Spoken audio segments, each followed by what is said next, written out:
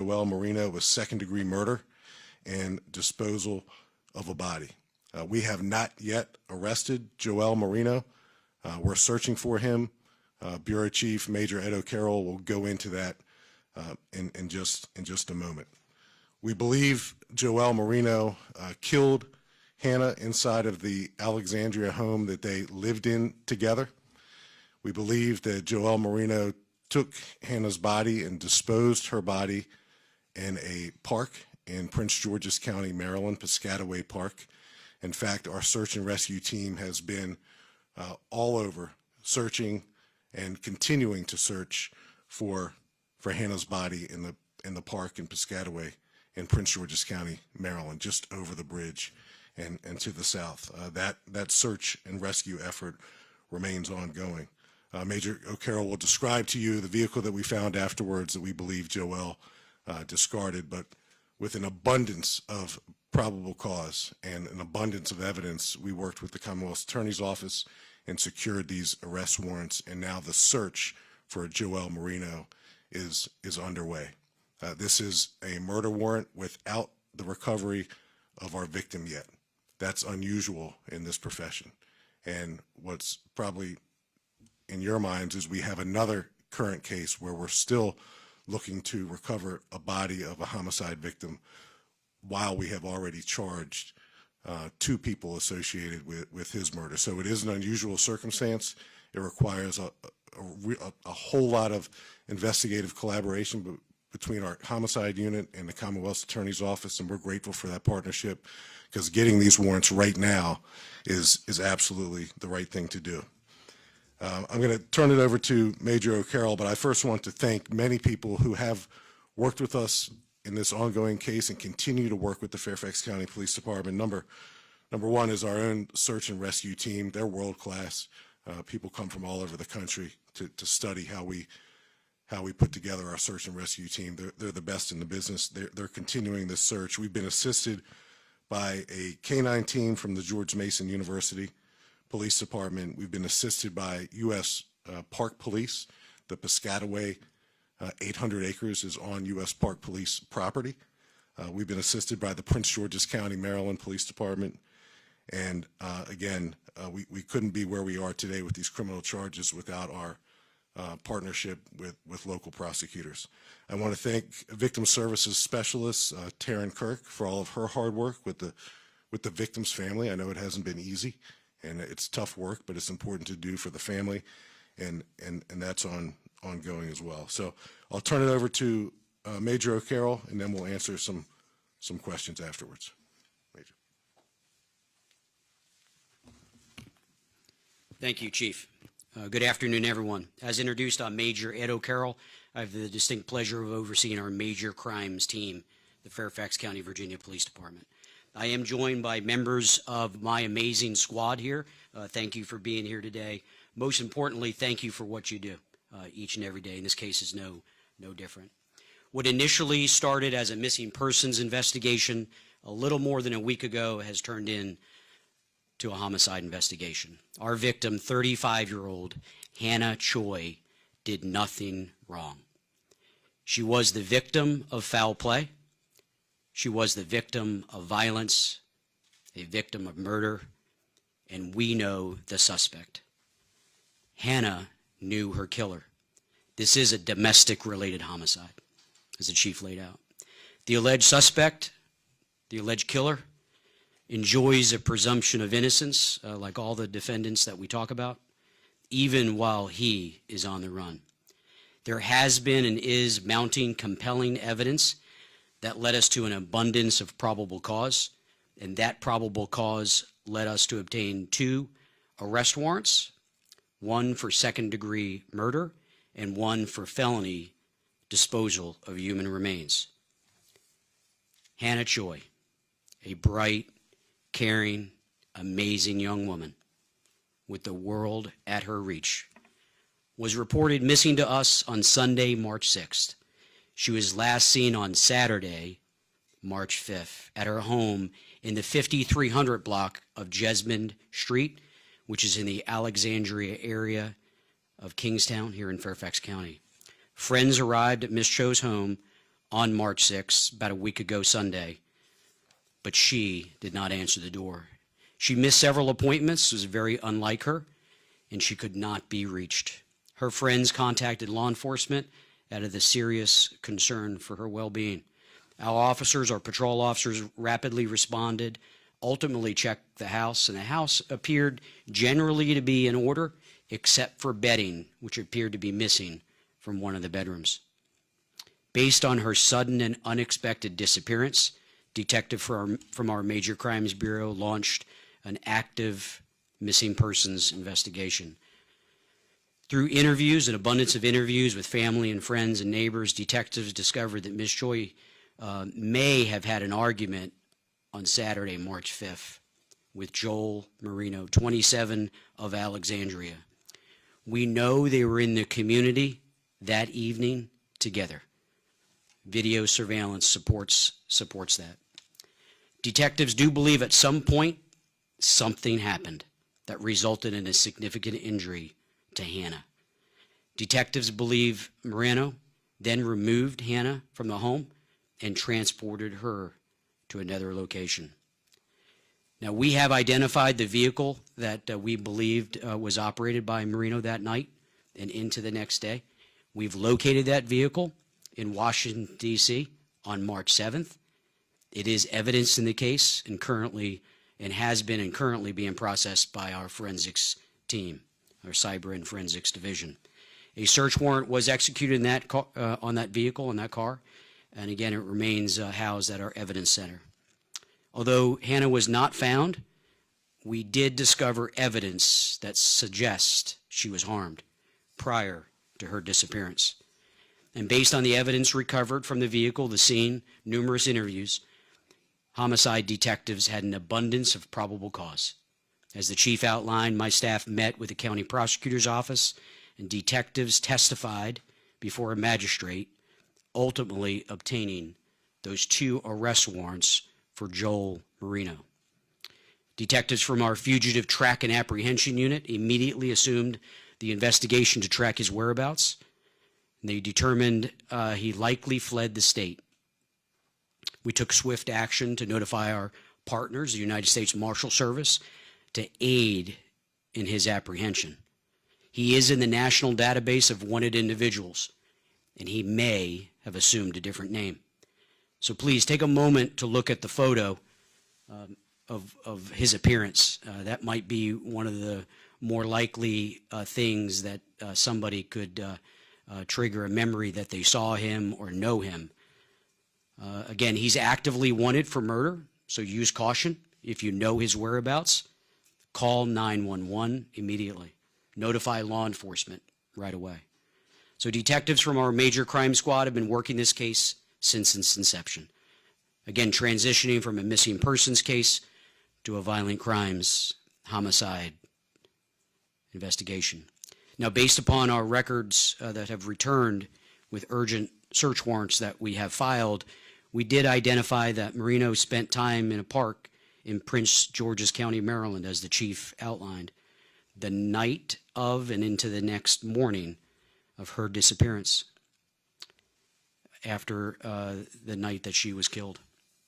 So officers from our search and rescue team, along with our partners, the Fairfax County Fire and Rescue Department, the chief mentioned our strong partnership with the George Mason University Police Department here in Northern Virginia. They assisted us, United States Park Police, the Mason-Dixon search dogs. It's a team effort when we come together to work a case such as this. They did search that area in the park for almost 2 days. I was present down there, and I saw the work of our partners, Fairfax County police officers and others, looking for Hannah. Unfortunately, we were not met with success. So we continue to review evidence to potentially identify locations to search. Once identified, we will. And it's very likely, as the chief said, we'll be back at that park. This case is active until we find Hannah and we find the person, Marino, who we have warrants for. As we do in all these cases, our amazing victim service specialists from our Victim Services Division have been assigned to ensure Hannah's family is receiving the appropriate care, resources, and assistance. So thank you for that. This is tragic. My deepest condolences to Hannah's family, her friends, and our community. We are, again, committed to finding Hannah and finding her killer. She is a victim of murder, and it's worth saying she did absolutely nothing wrong. However, for justice and closure, we do need your help. We're asking anyone that has information about Hannah's disappearance or knowledge of Joelle Marino's whereabouts. Maybe you saw them on March 5th. Maybe you saw Marino sometime before or just after the night of the 5th, the 6th, or the 7th. Anything that you know could help in the investigation, please contact the Fairfax County Police Department at 703-246-7800, option 2. Tips can also be submitted anonymously through our partnership with Fairfax County Crime Solvers, and their phone number is 1-866-411-TIPS. That's 1-866-411-8477. And community involvement, anyone that knows anything, it's imperative that you contact law enforcement, and you can remain anonymous. And with that, the chief and I will take any questions that you may have. Major, can you comment at all on, you mentioned that there was a significant injury at some point, and mentioned, was there traces of a physical altercation inside the home? Do you believe that Ms. Choi was alive when she was taken from there? So we know something bad happened, really bad. And we have evidence and details that make us believe, firmly believe, without any doubt, that she's deceased. And we do think the house is in play, and we were there for several days. We think the car, the vehicle, is a critical piece of evidence that will remain as evidence, and we want to find Marino. He is the link to put all these things that we know into that timeline. Given the nature of the domestic piece of this, any reason to believe that he's any threat specifically to anyone in the community or anyone else at this time? So he's wanted for murder. That's how I'm going to answer that question. He's wanted for murder, and we want to get him off the street. And Drew, if I can just add, there's no criminal history with this killer. There's no history of calls for service at their address for anything, obviously to include domestic violence. But he knows what he did. He's on the run. He's desperate, and desperate people are prone to violence. So, not unlike other circumstances in the National Capital Region, we're talking about 3 different jurisdictions that are in play. The home in Fairfax County, Prince George's County, where we believe he may have discarded Hannah, and then the recovery of the vehicle where we believe we know rather, that he transported her body in D.C. So, and I think I probably failed to mention earlier the Metropolitan Police Department's assistance. It's a daily collaboration, so it's not anything unusual, but we have 3 different jurisdictions in play. We've got a body-less arrest warrant for murder. Typically, that's once in a decade type circumstance. We're now working 2 of them right now, which is very unusual. But it goes to show that we're able to, even absent the recovery of a victim, which is always very upsetting to the family, the community, we're still able to pursue and gather enough probable cause and evidence to bring charges quickly, and that we think that's important. Sierra. Can you explain what type of evidence you guys have that helped you obtain arrest warrants? It's a great question, Sierra. I'm not going to go into detail. As the chief mentioned, a bodiless case is not overly common, and I cannot jeopardize this case making it into the courtroom and us getting a conviction. My remarks are clear. There's an abundance of evidence and facts that we know about this case that lead us to this decision. So I'm not going to go into exactly what we have, But back to the park where we know Marino went hours after this murder. Having been there, I was there. I walked to the shoreline. Just to give you a perspective, as you look across the Potomac, you see Mount Vernon. You see the mansion on the hillside. So we're directly across from Fairfax County, but he traversed that path, came down 210, and spent a period of time over there. And you know, that's why we're being transparent. We have searched there. We will search there again. If anyone in the DMV, in Virginia or on the Maryland side, has information, we need to hear from them. Besides the park, do you know anything else about the suspect's whereabouts or where he worked, what he did, anything like that you can share? I'll share one tidbit of information. We know after he fled Virginia. That's why I'm confident to say he's left the state. We have him in the state of Georgia for a period of time. After that, he's on the lam, and we're going to find him. So do you think he's heading south, or right now you don't know? I don't know, but we're anxious to get handcuffs on him. Hey, Scott Broom with WSA now. For the major, please. Sure. Similar questions. Any thoughts about how he left the state? And any background information on either one of them that might help people's memories jog, occupations, anything like that?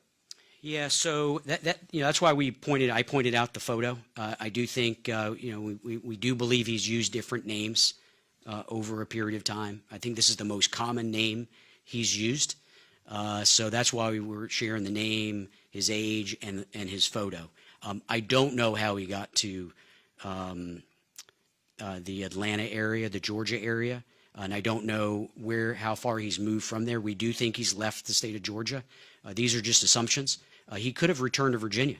So we've put the all points bulletin out to our officers throughout the National Capital Region.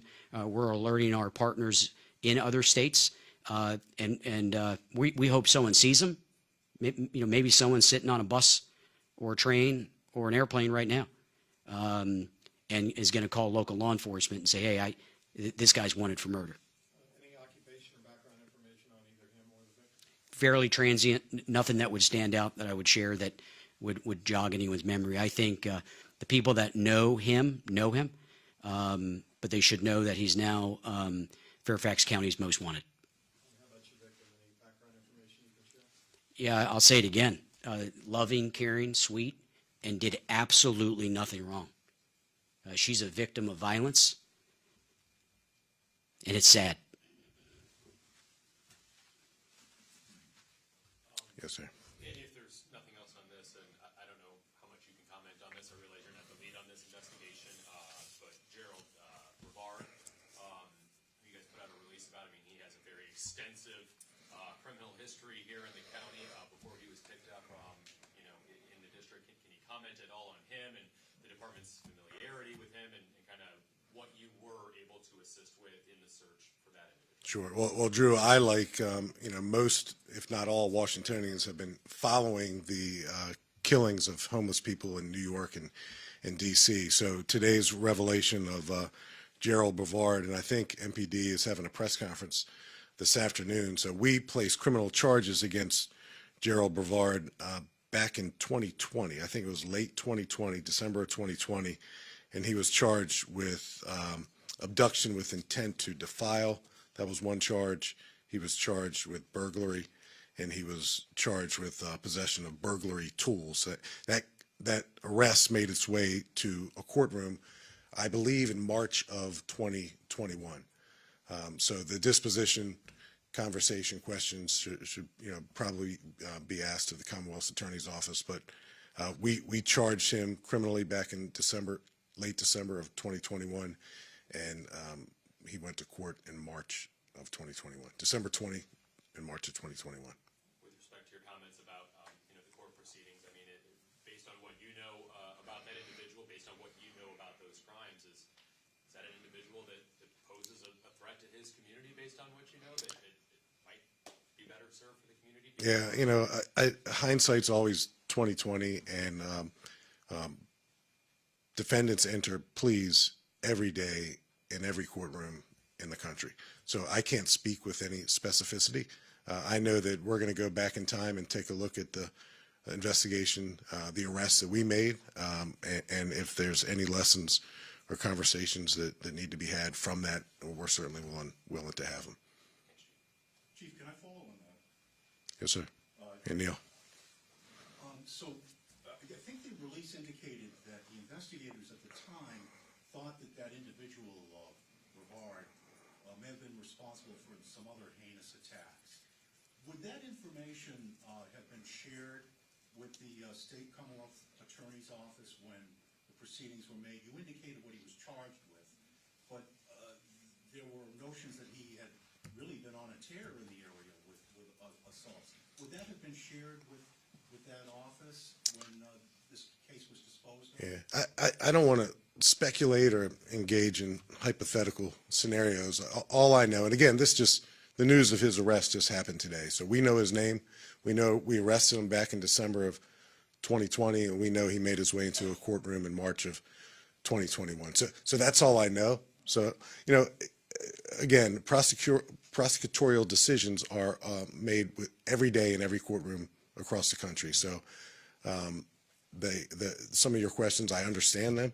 I just don't have specific answers for you. Well, does your department typically share that information when you go to the prosecutor's office? Is that usually part of the equation? Well, do you just look at do they just talk about? Yeah, I mean, at a little bit of a risk of being quoted out of context, I'll say that our detectives and our police officers and prosecutors typically share information about the immediate criminal charges and any other information relevant to the defendant and other cases. That's about the best I can do with that. This news just broke today. The good news is this guy's identified and he's off the streets. Terrorizing two big cities is a problem. And I'm glad he's in custody, and his association with Fairfax County is something that, again, what I know hails back to December of 2020 and when we locked him up. Yes, sir. Chief, back to the Marino's vehicle. Is there any description or you could release on the vehicle as far as maybe the public knows what parts of the DMV may have traveled through? Yeah, we've talked about that. That wasn't his vehicle. That was a vehicle he was passed down through a few people passing keys, so he was able to use that vehicle during the what we know is the nighttime hours or very early morning hours. I don't have all the details on the vehicle. We do really want to stress if you know him or you saw him somewhere, he's the link. Yeah, thank you.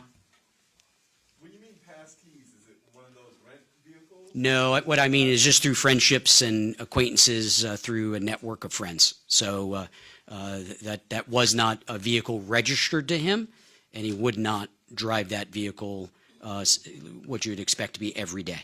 But the vehicle's recovered and it's in your possession. Correct.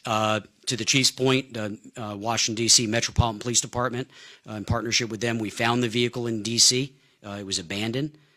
Nobody was in it. Hannah was not in it. But like I said earlier, there was a lot of evidence, and that's part of our case. Can you say how you developed this timeline of where you know he was and stuff, and how you were able to know he was in this area?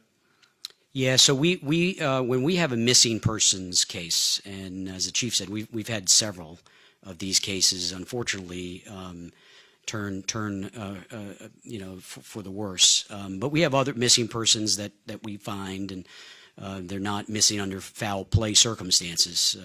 Thank goodness we don't have many. One is too many. But we do file emergency cell phone pings and things of that nature. There's a lot of digital evidence. Again, as I mentioned earlier, we have them on video the night before in the Springfield area, along Backlick Road, to be precise. We know they were together. We've confirmed that through a variety of data points. But oftentimes it is that digital footprint, and I've talked about that before at this podium, that people leave in our society, that we're under emergency circumstances, and this was an emergency circumstance. Our effort was to find Hannah alive. And, our effort still continues to find her or her remains, but it's also shifting to find the killer. Was her bedding missing from her bedroom? It was missing from a bedroom in the home. Thank you. Thank you. Thank you.